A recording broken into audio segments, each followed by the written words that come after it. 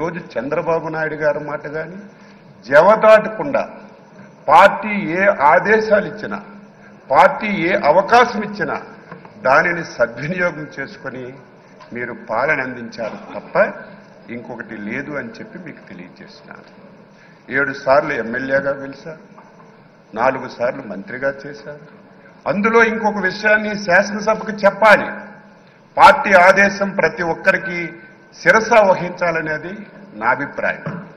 1996లో నాకు బాగా గుర్తు, అప్పుడే నేను ఇంకా ఎమ్మెల్యే కాలేదు. మన నాయకుడు చంద్రబాబు నాయుడు గారు ముఖ్యమంత్రిగా బాధ్యతలు స్వీకరించిన తర్వాత మొట్టమొదటిసారి పార్లమెంట్కి ఎన్నికలు వచ్చాయి. ఆ సమయంలో తమరు మంత్రిగా ఉన్నారు. ఆ రోజు అధ్యక్షులుగా ముఖ్యమంత్రిగా చాలా మంది మంత్రులకి మీరు ఎంపీలుగా పోటీ చేయండి అని రిక్వెస్ట్ చేస్తే చాలా మంది దాన్ని ఒప్పుకోలేదు, మంత్రి పదవి వదిలి వెళ్ళడానికి. కానీ ముందుకొచ్చి నేను వెళ్తానని చెప్పి 96లో అధినేత మాటకి జవదాటి నిలబడి వ్యక్తి గౌరవనీయులు శ్రీ అయ్యన్న పాత్రుడు గారని నేను ఒక గర్వంగా చెప్పదలుచుకున్నాను. ఈరోజు బలహీన వర్గాలకి తెలుగుదేశం పార్టీ ఎన్టీ రామారావు గారు ఇచ్చారు, చంద్రబాబు నాయుడు గారు ఇచ్చారు. ఈరోజు ఎన్డీఏ పార్ట్నర్స్తో సహా ఆ విధానాన్ని కొనసాగిస్తున్నారు. ఈరోజు మీకు శాసనసభాపతిగా ఎన్నుకోవడం ఇది ఒక చరిత్ర. ఈరోజు నిన్నటి వరకు ఓట్ల గురించి, రాజకీయం గురించి, నా ఎస్సీలు, నా బీసీలు, నా మైనారిటీలు అని ఓకదంపుడు ఉపన్యాసాలు ఇచ్చినటువంటి కొన్ని పార్టీలు, కొంతమంది వ్యక్తులు ఆ పార్టీ పేరు చెప్తే మనకే నష్టం, ఆ వ్యక్తుల పేర్లు చెప్తే మనకే నష్టం.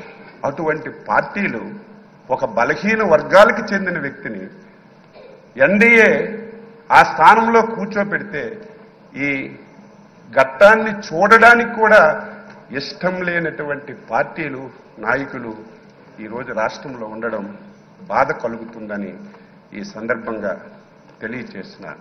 మీరు చాలా పోర్ట్ఫోలియోలు చేశారు.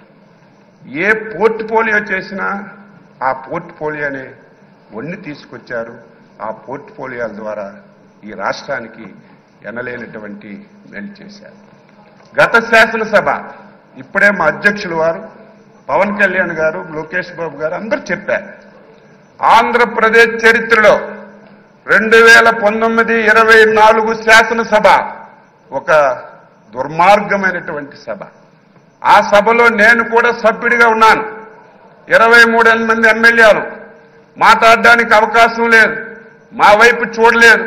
చూడకపోయినా మా స్థానాల్లో మేము గౌరవంగా కూర్చున్నా సరే మొత్తం మా దగ్గరికి వచ్చి తల్లిదండ్రుల్ని, కుటుంబాలని, పర్సనాలిటీని, వ్యక్తుల్ని బండబూతులు తిట్టి ఈ సభలోకి ఎందుకు వచ్చాం, రాని వాళ్ళే అదృష్టవంతులని బాధపడినటువంటి రోజులు, చెవుట్లో కాటన్ పెట్టుకొని వినలేనటువంటి రోజులు గత శాసనసభలో మేము ప్రత్యక్షంగా చూశాం అధ్యక్ష. ఈరోజు తెలంగాణ ఉద్యమం అద్భుతంగా జరిగింది, కానీ ఎప్పుడు శాసనసభ్యుల మీద భౌతిక దాడులు ఎప్పుడూ జరగలేదు. కానీ గత శాసనసభలో ఒక దళిత శాసనసభ్యుడైనటువంటి ప్రస్తుత మా మంత్రి గారైనటువంటి బాల వీరాంజనేయ స్వామిని సభాపతి స్థానం దగ్గరికి వచ్చి ఆయన పైన భౌతికంగా దాడి చేస్తే ఎంత ఆవేదన చెందాం, ఎంత